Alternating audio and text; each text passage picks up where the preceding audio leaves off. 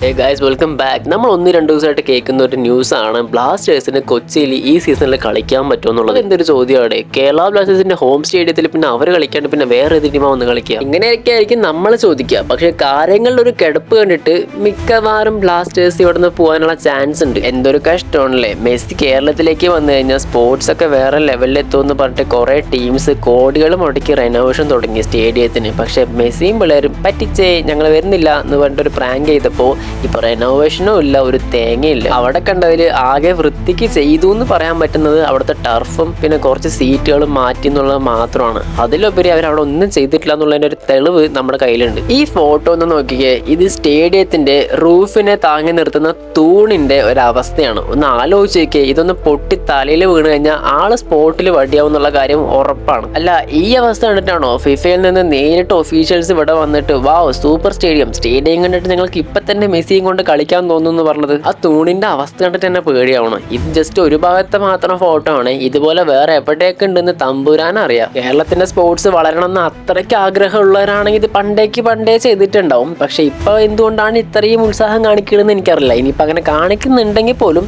വൃത്തിക്ക് സമയമെടുത്ത് നല്ല രീതിക്ക് ചെയ്യാം. അല്ലാണ്ട് 10 ദിവസത്തിൽ ചെയ്തു തീർക്കാൻ വേണ്ടി ഇതെന്ത് വല്ല അവാർഡ് ഫംഗ്ഷന്റെ സ്റ്റേജാണ്. സോ ഞാൻ പറഞ്ഞു വരുന്നത് ഇവന്മാരൊക്കെ കൂടെ കാരണം ബ്ലാസ്റ്റേഴ്സിന് സ്വന്തം ഹോം ഗ്രൗണ്ടിൽ പോലും കളിക്കാൻ പറ്റാത്ത സിറ്റുവേഷനായി. നമുക്ക് എല്ലാവർക്കും ഒരു വർഷത്തിൽ ആകെയുള്ള ഒരു സ്പോർട്ടിംഗ് ഈവന്റ് എന്ന് പറയുന്നത് ISL ആണ്. സോ അതുപോലും മര്യാദയ്ക്ക് കാണാൻ പറ്റാത്ത ഒരു സിറ്റുവേഷൻ ആക്കി തോന്നും. ഇതാണോ കേരളത്തിലെ സ്പോർട്സിന്റെ വളർച്ച കൊണ്ട് ഉദ്ദേശിച്ചത്? അപ്പോൾ നിങ്ങളുടെ അഭിപ്രായങ്ങൾ താഴെ ഉറപ്പായിട്ടും കമന്റ് ചെയ്യുക. വീഡിയോ ഇഷ്ടപ്പെട്ടാൽ ലൈക്ക് ചെയ്യാൻ, നമ്മുടെ ചാനൽ സബ്സ്ക്രൈബ് ചെയ്ത് സപ്പോർട്ട് നേരം പരിഗണിക്കുക. Okay, thanks for watching guys.